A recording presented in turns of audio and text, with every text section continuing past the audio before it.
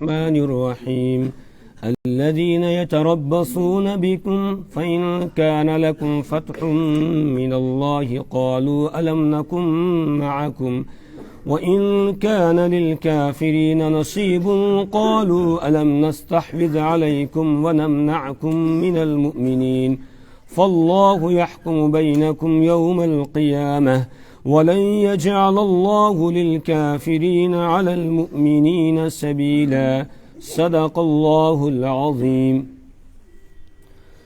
سورۃ النساء کی آیت نمبر 140 تک ہم پڑھ چکے ہیں۔ آج آیت نمبر 141 سے درس ہو رہا ہے۔ منافقین کی علامات بیان کی جا رہی ہیں، ان کی بری خصلتوں کو بیان کیا جا رہا ہے۔ کل والے درس میں ہم یہ بات پڑھ کر آئے کہ منافقین کی ایک پہچان اور ایک نشانی اور ایک بری خصلت اور عادت یہ ہے کہ ان کی دوستی ایمان والوں کے ساتھ نہیں ہوتی ہے، بلکہ ان کی دوستی کافروں کے ساتھ ہوتی ہے، اللہ کے دشمنوں کے ساتھ ہوتی ہے۔ ان کے ساتھ وہ دوستی لگاتے ہیں، جبکہ اللہ کا حکم یہ ہے کہ ایمان والوں کی دوستی ایمان والوں کے ساتھ ہی ہونی چاہیے اور کسی کے ساتھ نہیں ہونی چاہیے۔ دوستی کا مطلب یہ ہے کہ جگری دوست بنانا، اپنا رازدان دوست جو ہے ایمان والے کا ایمان والا ہی ہو سکتا ہے، دوسرا نہیں ہو سکتا ہے۔ ایک ہے ظاہری طور پر معاملات کرنا، جیسے خرید و فروخت کرنا یا اور معاملات کرنا، تو یہ خرید و فروخت اور ظاہری طور پر جو ہے ان کے ساتھ اچھے اخلاق سے پیش آنا، یہ تو مومن کا کام ہے کہ اچھے اخلاق سے سب کے ساتھ وہ پیش آئے گا۔ اور معاملات خرید و فروخت وغیرہ یہ بھی ہم کافروں کے ساتھ نافرمانوں کے ساتھ کر سکتے ہیں۔ اللہ کے حبیب محمد عربی صلی اللہ علیہ وسلم دنیا سے تشریف لے گئے، آپ کی زرہ ایک یہودی کے پاس رہن کے طور پر رکھی ہوئی تھی، اور اس سے رسول پاک صلی اللہ علیہ وسلم نے 30 وسق جو خریدے تھے اپنے گھر کی ضروریت کے لیے، ضروریات کے لیے، اپنی ازواج مطہرات کے لیے آپ نے جو خریدے ہوئے تھے، تو ان جو کے بدلے میں ادھار خریدے تھے، تو بدلے میں رہن کے طور پر زرہ رکھی تھی، اور اسی حالت میں اللہ کے حبیب محمد عربی صلی اللہ علیہ وسلم اللہ کے پاس تشریف لے گئے۔ پھر سیدنا ابو بکر صدیق رضی اللہ تعالیٰ عنہ آپ کے خلیفہ ہوئے، انہوں نے وہ قرضہ بھی ادا کیا اور وہ زرہ بھی اس یہودی سے واپس لی، جس سے رسول پاک صلی اللہ علیہ وسلم نے یہ تعلیم دی کہ غیروں کے ساتھ خرید و فروخت ہم کر سکتے ہیں، معاملات کر سکتے ہیں۔ کیوں؟ اس لیے کہ اس وقت مدینہ کے اندر مسلمانوں کا کاروبار بھی عروج پر تھا، ان سے رسول پاک صلی اللہ علیہ وسلم نے سودا نہیں خریدا بلکہ یہودی سے خریدا ہے، یہ بتانے کے لیے جب ہم ان کے ساتھ معاملات کریں گے، اچھے اخلاق سے پیش آئیں گے، تو پھر ان کو ایک دعوت لگے گی اسلام کی طرف آنے کی۔ البتہ دلی دوستی جو ہوگی وہ صرف کس کے لیے؟ ایمان والے کے لیے ہوگی، وہ کسی اور کے ساتھ رکھنے کی اجازت نہیں ہے۔ تو منافق جو ہے یہ دلی طور پر گویا ان کے ساتھ دوستی رکھا کرتے تھے۔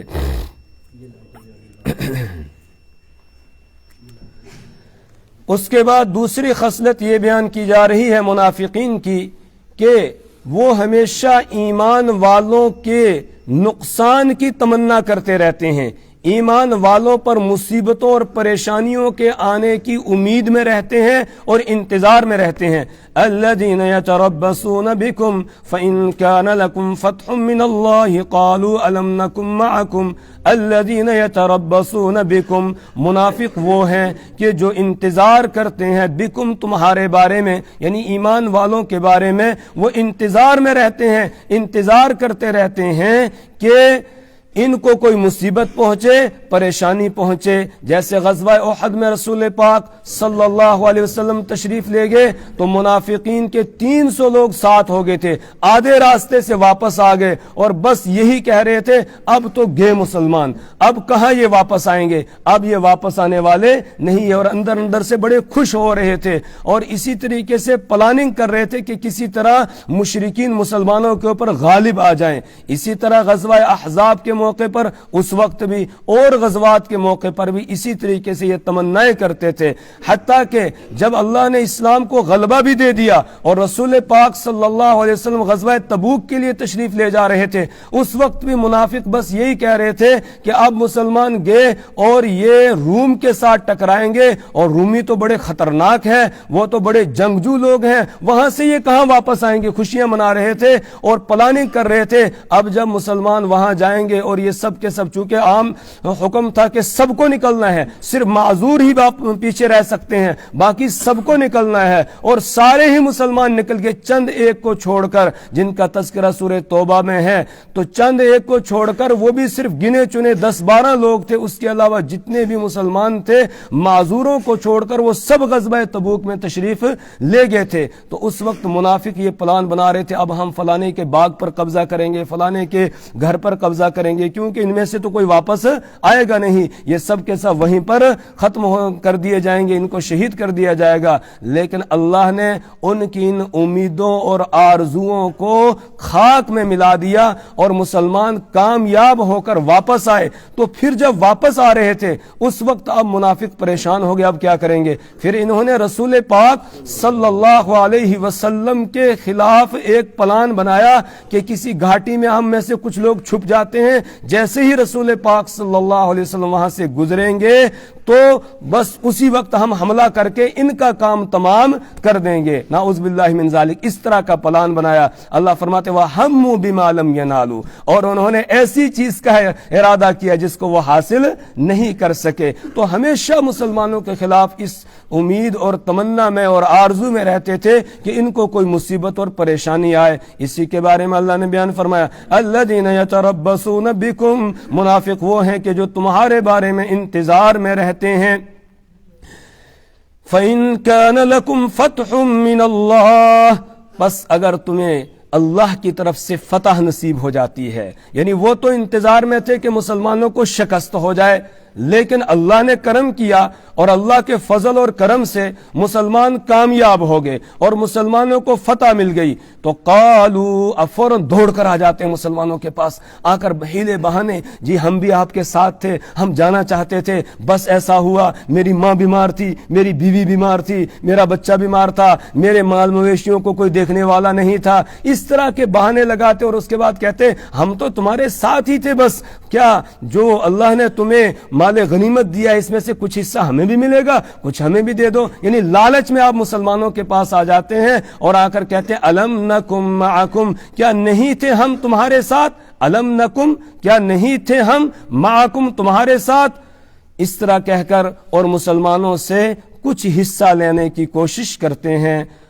اور اگر اللہ فرماتے ہیں وَإِن كَانَ لِلْكَافِرِينَ نَصِيبٌ، اور اگر کافروں کو کوئی حصہ مل جاتا ہے، یعنی کبھی ایسا ہو جائے کہ وقتی طور پر کافروں کو کامیابی مل جائے، وہ کامیاب ہو جائیں اور مسلمان نقصان میں پڑ جائیں، تو اس وقت میں یہ مسلمانوں کو پوچھتے بھی نہیں، ان کی طرف نہیں آتے، بس فوراً دوڑ کر کہاں چلے جاتے ہیں؟ کافروں کے پاس۔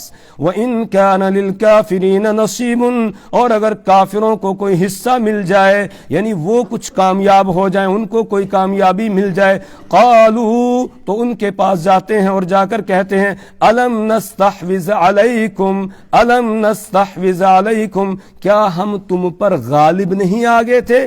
یعنی یہ کہتے ہیں کہ جس وقت تمہاری جنگ مسلمانوں کے ساتھ چل رہی تھی اور تم جانتے ہو ہم مسلمانوں کی صفوں میں تھے، تو اس وقت مسلمان تمہارے اوپر غالب آ رہے تھے اور ہم بھی مسلمانوں کے ساتھ تھے تو ہم بھی تمہارے اوپر غالب آ رہے تھے، لیکن پھر کیا ہوا کہ ایک دم جنگ کا پانسا پلٹ گیا۔ وہ کیسے کہ ہم نے مسلمانوں کی صفوں میں انتشار پیدا کیا اور مسلمانوں کو تم سے ہٹانے کی کوشش کی، تبھی تمہیں کامیابی ملی ہے۔ یعنی ان پر بھی اپنا احسان جتلانے کے لیے ان کے پاس چلے جاتے ہیں کہ ہم تو تم پر غالب آ گئے تھے، لیکن وَنَمْنَعْكُمْ مِنَ الْمُؤْمِنِينَ، اور ہم نے روک دیا اور ہم نے بچایا تم کو من المؤمنین، ایمان والوں سے۔ وَنَمْنَعْكُمْ مِنَ الْمُؤْمِنِينَ، اور ہم نے تم کو بچایا ایمان والوں سے۔ مطلب کیا ہے کہ مسلمان تو تمہارے اوپر غالب آ گئے تھے، بس ہم نے ان کے بیچ میں آپس میں انتشار ڈالنے کی کوشش کی اور پھر ان کو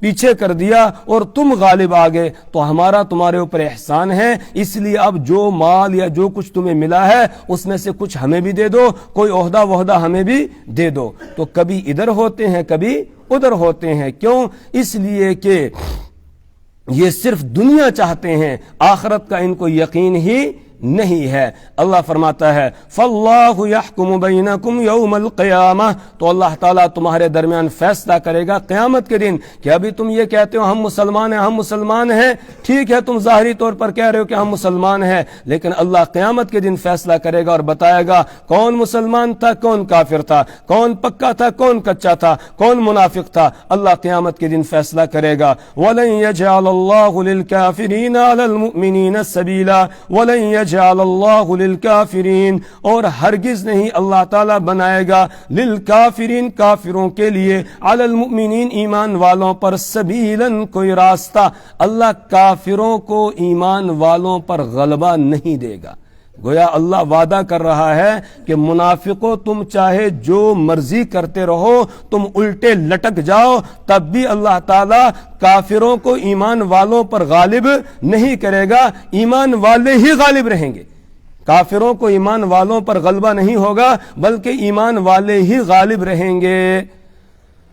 اب یہاں ایک سوال پیدا ہوتا ہے، اللہ نے تو وعدہ کیا کہ وَلَن يَجْعَلَ اللَّهُ، ہرگز نہیں اللہ تعالیٰ بنائے گا للکافرین کافروں کے لیے، علی المؤمنین ایمان والوں پر، سبیلاً کوئی راستہ، یعنی اور راستے سے مراد یہاں پر غلبہ ہے کہ اللہ کافروں کو ایمان والوں پر غالب نہیں کرے گا۔ لیکن اس وقت اگر ہم دیکھیں تو پوری دنیا کے اندر اقتدار اعلیٰ جو ہے وہ ابلیس کے ہاتھ میں ہے، وہ شیطانوں کے ہاتھ میں ہے، اور بظاہر ایسا لگ رہا ہے کہ مسلمان جو ہے وہ مغلوب ہیں اور دوسرے اس وقت غالب ہو رہے ہیں، یہودی عیسائی اور دوسرے ان کے ہم نوا وہ سارے غالب ہو رہے ہیں اور مسلمان مغلوب ہو رہے ہیں، پھر تو قرآن کے خلاف ہو جائے گا۔ اس کا ایک جواب مفسرین نے یہ دیا ہے کہ یہاں پر جو اللہ نے بتایا کہ اللہ تعالیٰ کافروں کو ایمان والوں پر غلبہ نہیں دے گا، اس کا مطلب ہے آخرت میں اللہ تعالیٰ وہاں پر ایمان والے ہی غالب رہیں گے، یعنی جنت ایمان والوں کے لیے ہے اور کافروں کے لیے اور منافقوں کے لیے جنت نہیں ہے، وہ جہنم کے اندر رہیں گے۔ ایک دوسرا جواب یہ دیا ہے کہ اسلام ہمیشہ غالب رہے گا، غالب رہا ہے، غالب ہے اور غالب رہے گا اپنی دلیل اور حجت کے اعتبار سے۔ اگرچہ مسلمان مغلوب ہو جائیں گے لیکن اسلام غالب رہے گا، اور آج آپ دیکھ رہے ہیں پوری دنیا کے اندر اسلام کو، مسلمانوں کو بدنام کرنے کی کوشش کی جا رہی ہے۔ وہ مذہب جو اعلیٰ اخلاق کی تعلیم دینے والا ہے اور جو انسانی نہیں بلکہ جانوروں کے حقوق کو بھی بیان کرتا ہے، اور صرف انسانوں اور جانوروں ہی نہیں بلکہ جمادات اور جمادات کے حقوق بھی بیان کیے جاتے ہیں، تو اس مذہب کو بدنام کرنے کی کوشش کرتے ہیں اور اس کو ایک خونخوار قسم کا مذہب جو ہے وہ پیش کرنے کی کوشش کرتے ہیں اور بتاتے ہیں کہ اسلام ایسا بس مارو مارو مارو اور کچھ یہاں پر نہیں ہے۔ اس طریقے سے اسلام کو بدنام کرنے کی کوشش کرتے ہیں۔ تو جتنا آج اسلام کو بدنام کیا جا رہا ہے اس سے پہلے بدنام نہیں کیا گیا، لیکن آج بھی آپ دیکھیں گے کہ اسلام غالب ہے، اس کے باوجود بڑی تعداد میں لوگ اسلام کے اندر آج بھی داخل ہو رہے ہیں۔ کیوں؟ اس لیے کہ دنیا والوں کو سکون کی تلاش ہے، اور سکون ہے ہی اسلام میں، اور کسی جگہ سکون ملنے والا نہیں ہے۔ تو آج بھی بڑی تعداد میں لوگ اسلام کے اندر داخل ہو رہے ہیں، غیر جو ہے وہ اسلام میں آ رہے ہیں۔ یہ اسلام کے غالب ہونے کی دلیل ہے، باوجود اس کے کہ اسلام کو بدنام کیا جاتا ہے، صاحب اسلام محمد عربی صلی اللہ علیہ وسلم کو بدنام کیا جاتا ہے، اور کبھی آپ کے کارٹون بنائے جاتے ہیں، کبھی قرآن کو بدنام کیا جاتا ہے اور قرآن کی بے حرمتی کی جاتی ہے، کبھی کیا کیا جاتا ہے اسلام سے متنفر کرنے کے لیے لوگوں کو، لیکن پھر بھی لوگ اسلام کی طرف آ رہے ہیں۔ معلوم ہوا اسلام غالب تھا، غالب ہے اور ہمیشہ انشاءاللہ غالب ہی رہے گا، اس کو مغلوب نہیں کیا جا سکتا ہے۔ ایک جواب مفسرین نے یہ دیا ہے کہ یہ جو اللہ نے فرمایا کہ اللہ کافروں کو ایمان والوں پر غالب نہیں کرے گا، اس کا مطلب یہ ہے کہ اللہ ایسا غلبہ کافروں کو نہیں دے گا کہ وہ بالکل مسلمانوں کو جڑ سے اکھاڑ دے، بے خونی کر دے مسلمانوں کی، کہ دنیا سے ہی مٹا دے مسلمانوں کو، ایمان والوں کو۔ ایسا کبھی بھی نہیں ہو سکتا ہے، اور بڑی کوششیں اس کے لیے کی گئی، لیکن پھر وہ ناکام ہوئے۔ جب تاتاریوں نے حملہ کیا، بغداد کی اینٹ سے اینٹ بجا دی، اور کتنے لوگوں کو جو ہے انہوں نے قتل کیا، اور اس کے بعد پھر جو اسلامی ذخیرہ تھا کتابوں کا، اس کو بھی انہوں نے سمندر کے اندر، دریا کے اندر ڈال دیا، اور دریا کا پانی تھا وہ اس طرح ہو گیا تھا کہ بالکل سیاہی کی طرح ہو گیا تھا، روشنائی کی طرح ہو گیا تھا، کوئی اس سے لکھنا چاہتا تو لکھ سکتا تھا۔ اتنی کوشش کی گئی اسلام کو مٹانے کے لیے، لیکن اسلام پھر بلند ہی ہوا، مٹا نہیں، اور مٹ بھی نہیں سکتا ہے، ہمیشہ بلند ہی رہے گا۔ تو انہوں نے کوشش کی کہ مسلمانوں کو ختم کیا جائے۔ آپ یہاں دیکھ لیں کہ سن 47 میں کیا ہوا، 1947 میں، کہ بالکل مسلمانوں کو ختم کرنے کی کوشش کی گئی، لیکن پھر مسلمان موجود ہے اور انشاءاللہ موجود رہیں گے۔ تو وَلَن يَجْعَلَ اللَّهُ لِلْكَافِرِينَ عَلَى الْمُؤْمِنِينَ سَبِيلًا، اللہ تبارک و تعالیٰ کافروں کو ایمان والوں پر غلبہ نہیں دے گا، یعنی اس طرح کا غلبہ نہیں دے گا کہ وہ مسلمانوں کو بالکل ہی مٹا دیں اور جڑوں سے ان کو ختم کر دیں، ایسا نہیں ہو سکتا ہے۔ اور ایک چوتھا جواب یہ دیا ہے کہ اللہ کا یہ وعدہ ایک شرط کے ساتھ مشروط ہے، وہ شرط یہ ہے کہ ایمان والے بھی واقعتاً ایمان والے ہوں، تب اللہ تعالیٰ ایمان والوں کو غالب رکھے گا اور دوسرے مغلوب رہیں گے۔ اور اگر ایمان والے ایمان پر قائم نہیں رہے، صرف نام کے مسلمان ہوں، فہرست میں مسلمانوں کی نام ہو، اور کام ان کے مسلمانوں والے نہ ہوں، نہ وہ اخلاق اور کردار ہوں، نہ وہ اعمال ہوں، ہر اعتبار سے غیروں کے طریقوں پر چل رہے ہوں، تو پھر اللہ کا یہ وعدہ نہیں ہے۔ اس لیے کہ دوسری جگہ ہے فَلَا تَهِنُوا وَلَا تَحْزَنُوا وَأَنْتُمُ الْأَعْلَوْنَ إِن كُنتُم مُؤْمِنِينَ، اور تم ہی سر بلند رہو گے بشرطے کہ تم مومن ہو۔ آج مومن ہے کون؟ کوئی دعویٰ کر سکتا ہے میں پکا مومن ہوں، میں پکا مسلمان ہوں؟ کوئی ہے؟ کوئی دعویٰ نہیں کر سکتا ہے، بس اللہ قبول فرما لے۔ اگر ایمان والے ہوتے تو آپ بتائیے مسجد میں اس وقت جگہ ہوتی؟ جی جمعے کے دن ہوتی ہے جگہ؟ نہیں، اوپر والا چھت بھی بھرا ہوا ہوتا ہے۔ تو یہ تو فجر کی نماز ہے، تو اس وقت جگہ خالی ملتی نہیں ملتی۔ وہ جمعے کے دن جو ہوتے ہیں فجر میں کہاں غائب رہتے ہیں، وہ عشاء میں کہاں غائب رہتے ہیں، دوسری نمازوں میں کہاں وہ غائب رہتے ہیں۔ اصل بات یہ ہے کہ آج ہم مومن ہے ہی نہیں، اور جب مومن ہے ہی نہیں تو پھر کس چیز کا رونا ہے؟ تو اللہ کا یہ وعدہ مشروط ہے اس شرط کے ساتھ کہ تم اگر مومن رہو گے، ایمان پر قائم رہو گے، پھر اللہ تعالیٰ تمہیں غالب رکھے گا، اور اگر ایسا نہیں ہے تو پھر اللہ کا یہ وعدہ نہیں ہے۔ اب کوئی کہے گا نہیں جی آج بھی بڑے مومن لوگ ہیں، بہت نیک لوگ بھی ہیں، اگرچہ ہم گناہگار ہی صحیح لیکن بہت نیک بندے بھی ہیں۔ ہاں ہیں نیک بندے، لیکن وہ گنے چنے ہیں، وہ ہزاروں میں کوئی ایک دو ملیں گے، باقی تو سارے ایسے ہی ہیں۔ اصل مومن ہے ہی نہیں۔ اصل مومن جب گناہ زیادہ ہو جاتے ہیں، برائیاں زیادہ ہو جاتی ہے، پھر اللہ کی طرف سے مدد آنا بند ہو جاتی ہے۔ اللہ کی مدد جو عمومی غلبہ ہے وہ کب حاصل ہوگا؟ جب عمومی طور پر مسلمان بن جائے گا، مومن بن جائے گا، تو پھر عمومی طور پر اللہ تعالیٰ مسلمانوں کو غالب کر دے گا۔ اور اگر ایسا نہیں کیا، کچھ لوگ ہوئے، تو پھر اقتدار اور پھر غلبہ جو ہے وہ مسلمانوں کو رہے، ایسا اللہ کا وعدہ نہیں ہے۔ تو وَلَن يَجْعَلَ اللَّهُ لِلْكَافِرِينَ عَلَى الْمُؤْمِنِينَ سَبِيلًا، اور اللہ تبارک و تعالیٰ کافروں کے لیے ایمان والوں پر کوئی راستہ بنانے والا نہیں ہے، یعنی اللہ تعالیٰ ایمان والوں کو غالب رکھے گا۔ ایسا نہیں ہے کہ کافروں کو ایمان والوں پر اس طرح کا غلبہ دے دیا جائے کہ وہ ان کی بے کنی کر دیں، ان کو بالکل ہی ختم کر دیں، مٹا دیں، ایسا نہیں ہو سکتا ہے۔ ان المنافقین یخادعون اللہ وهو خادعهم واذا قاموا الى الصلاة قاموا كسالى يراؤون الناس ولا يذكرون اللہ الا قلیلا۔ آگے منافقوں کی کچھ اور پہچانیں بتائی جا رہی ہیں کہ ایک منافقوں کی یہ پہچان ہے، ان المنافقین یخادعون اللہ، بے شک منافقین وہ اللہ کو دھوکہ دیتے ہیں، اللہ کو کوئی دھوکہ دے سکتا ہے؟ دھوکہ تو اس کو دیا جاتا ہے جس کو پتہ نہ ہو، جو جانتا نہ ہو۔ اللہ کا علم تو ازلی ہے، ابدی ہے، اس کو کوئی دھوکہ دے سکتا ہے؟ اللہ کو دھوکہ دینے کا مطلب یہ ہے کہ یہ رسول اللہ صلی اللہ علیہ وسلم کو اور ایمان والوں کو دھوکہ دیتے ہیں، اور رسول اللہ صلی اللہ علیہ وسلم کو یا ایمان والوں کو دھوکہ دینا ایسا ہی ہے جیسے اللہ کو دھوکہ دینا۔ تو اگر کوئی کسی مومن کو، کسی مسلمان کو دھوکہ دیتا ہے، گویا کس کو دھوکہ دے رہا ہے؟ اللہ کو دھوکہ دے رہا ہے۔ اور پہلے پارے میں ہم پڑھ چکے ہیں کہ اصل میں وما یخدعون الا انفسهم، یہ اللہ کو بھی دھوکہ نہیں، اللہ کے رسول کو بھی دھوکہ نہیں، مسلمانوں کو بھی دھوکہ نہیں، وہ اپنے آپ ہی کو دھوکہ دے رہے ہیں، اپنی آخرت کو برباد کر رہے ہیں۔ تو دھوکہ کیا تھا کہ ظاہر کرتے تھے ہم مسلمان ہیں اور اندر سے تھے کافر، یہی دھوکہ ہے۔ تو ان المنافقین یخادعون اللہ، بے شک منافقین اللہ کو یعنی اللہ کے رسول اور ایمان والوں کو دھوکہ دیتے ہیں، وہو خادعهم، اور اللہ بھی ان کو دھوکہ دینے والا ہے۔ اللہ دھوکہ نہیں دیتا ہے۔ اللہ کے دھوکہ دینے کا مطلب کیا ہے؟ اللہ ان کو اس کی سزا دینے والا ہے۔ وَهُوَ خَادِعُهُمْ، جیسے کہتے ہیں نا برائی کا بدلہ برائی ہے، حالانکہ برائی کا بدلہ برائی تھوڑی ہے۔ اگر کسی نے ہمارے ساتھ برائی کی ہے، ہم اس کا بدلہ اس کو دیتے ہیں، تو یہ برائی ہے یا بدلہ ہے؟ یہ کیا ہے؟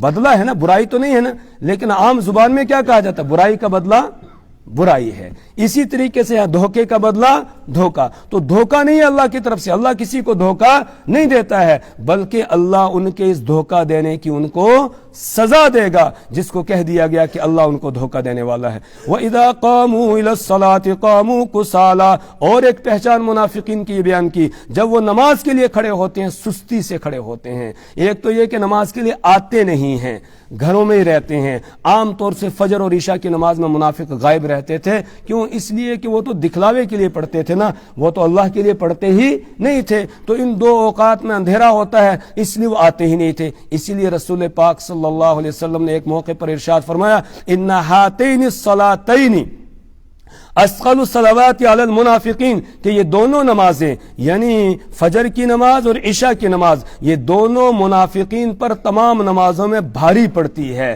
ان میں وہ حاضر نہیں ہوتے ہیں۔ اب ہم میں سے جو سستی کر دیتے ہیں اور فجر میں نہیں آتے ہیں، عشاء میں نہیں آتے ہیں، وہ سمجھ لیں کہ وہ کس کا کردار ادا کر رہے ہیں، وہ کس کے پیچھے چل رہے ہیں، وہ منافقوں والا عمل کر رہے ہیں۔ اللہم احفظنا، اللہ اس سے ہماری حفاظت فرمائے۔ وَإِذَا قَامُوا إِلَى الصَّلَاةِ قَامُوا كُسَالَىٰ، اور جب وہ نماز کے لیے کھڑے ہوتے ہیں تو سستی کے ساتھ کھڑے ہوتے ہیں۔ یراؤون الناس، اور لوگوں کو دکھلاتے ہیں، دکھلاوے کے لیے عمل کرتے ہیں، اللہ کے لیے نہیں کرتے ہیں، لوگوں کو دکھانے کے لیے کرتے ہیں۔ اور کیا ہے ان کی پہچان؟ وَلَا يَذْكُرُونَ اللَّهَ إِلَّا قَلِيلًا، اور وہ اللہ کو یاد نہیں کرتے ہیں مگر بہت تھوڑا، یعنی اللہ کا ذکر کم کرتے ہیں منافقین، زیادہ اللہ کو یاد بس وہی دکھاوے کے لیے آ جاتے ہیں نماز پڑھنے کے لیے۔ اس سے معلوم ہوا کہ مومن کو کثرت کے ساتھ اللہ کو یاد کرنا چاہیے۔ یا ایھا الذین آمنوا اذکروا اللہ ذکرا کثیرا، ایمان والو تم اللہ کو کثرت سے یاد کرو، کثرت سے اللہ کا ذکر کرو۔ وَيَذْكُرُونَ اللَّهَ قِيَامًا وَقُعُودًا وَعَلَىٰ جنوبہم، ایمان والے تو وہ ہیں جو اللہ کو یاد کرتے ہیں، کھڑے کھڑے بھی، بیٹھے بیٹھے بھی، لیٹے لیٹے بھی، یعنی ہر حالت میں وہ اللہ کو یاد کرتے ہیں۔ تو ایمان والوں کی صفت یہ ہے کہ وہ ہمیشہ اللہ کو یاد رکھتے ہیں اور کثرت سے اللہ کو یاد کرتے ہیں۔ اور منافق ایسے ہیں کہ جو بس دکھاوے کے لیے چند ایک بول جو ہے وہ بول دیتے ہیں، اللہ کو یاد بھی نہیں کرتے ہیں۔ تو ایک اللہ نے ان کی یہ خصلت بیان کی، وہ دھوکہ دہی سے کام لیتے ہیں۔ دوسرا یہ کہ نماز کے لیے وہ سستی سے کھڑے ہوتے ہیں۔ تیسرا یہ کہ وہ اللہ کو یاد کرتے ہیں بہت کم، یعنی کثرت سے اللہ کو یاد نہیں کرتے ہیں۔ اس سے آگے انشاءاللہ کل پڑھیں گے۔ اللہ تعالیٰ سے دعا کریں اللہ تعالیٰ نفاق کی تمام علامتوں سے ہماری حفاظت فرمائے، اللہ ہمیں سچا اور پکا مسلمان بنائے۔ سبحان اللہ و بحمدہ، سبحانک اللہم و بحمدک، ونشہد ان لا الہ الا انت ونستغفرک۔